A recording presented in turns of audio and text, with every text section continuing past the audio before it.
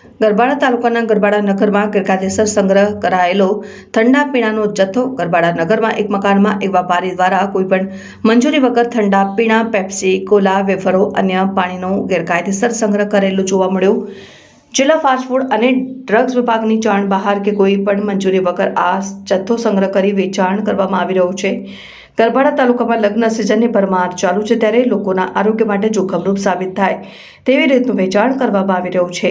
આવી રીતે લોકોના આરોગ્ય જોખમાય તેવી રીતનું વેચાણ કરવામાં આવી રહ્યું છે। આરોગ્ય વિભાગ દ્વારા કોઈ પગલાં લેવામાં આવશે કે કેમ તે જોવું રહ્યું।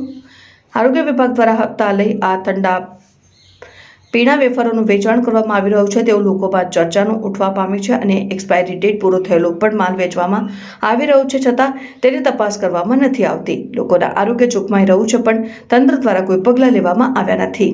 હવે જોવાનું એ રહ્યું કે તંત્ર દ્વારા કોઈ પગલાં લેવામાં આવશે કે કેમ, તેમજ ગેરકાયદેસર ઠંડા પીણા, વેફરો અને પીણાના જથ્થાને જપ્ત કરવામાં આવે છે કે કેમ તે જોવાનું રહ્યું।